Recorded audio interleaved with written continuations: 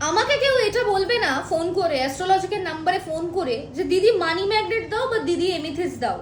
ওষুধের দোকানে যেরকম প্রেসক্রিপশন ছাড়া ওষুধ পাওয়া যায় না, তেমন অ্যাস্ট্রোলজিকও তারা লগ্ন রাশি বিচার না করে, তার কুণ্ডলি বিচার না করে প্রোডাক্ট দেয় না, তাতে কাজ হয় না।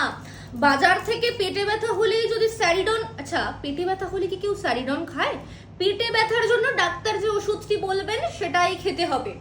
প্যারাসিটামল জ্বরের জন্য খেতে হবে, ডাক্তারবাবু যদি বলেন প্যারাসিটামলের দরকার নেই, ক্রোসিন খাও, তাহলে সেটাই খেতে হবে। সেই জন্যই জ্যোতিষীদের রাখা হয়েছে। আমি জ্যোতিষী নই। জ্যোতিষী বলে দেবেন কি কি কারণে কি কি জিনিস লাগবে, যেরকম এমিথিস আর অ্যাভেঞ্চুরিন কাদের লাগবে, কোন লগ্ন জানো আগে লগ্নটা, বৃষ, মিথুন, মকর, কন্যা, তুলা, কুম্ভ। অ্যাস্ট্রোলজার আরো ভালো বলতে পারবেন, আমি অত বলতে পারবো না, because I am not an astrologer.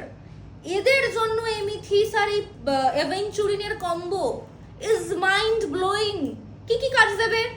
Income stable করবে, পয়সা ধরে রাখবে, বুঝ যোগাযোগ দেবে, নার্ভাস সিস্টেমকে কন্ট্রোল করবে, মাথা ঠান্ডা রাখবে, কমিউনিকেশন স্কিল বাড়াবে। তাই জানো জানো র্যান্ডম কেউ তোমায় গছিয়ে দেবে মানি ম্যাগনেট আর তুমি রাতারাতি আম্বানি বা ইলন মাস্ক হয়ে যাবে, এর কোনো মানে কিন্তু নেই। তাই প্রেসক্রিপশন ছাড়া আমরা ওষুধ দিই না, কুণ্ডলি না দেখে আমরা প্রোডাক্ট দিই না। তাতে আমাদের সেল কম হলে হোক, মানুষের কাজ পাওয়াটা জরুরি। কারণ অ্যাস্ট্রোলজিকের মোটো হচ্ছে we don't sell, we solve.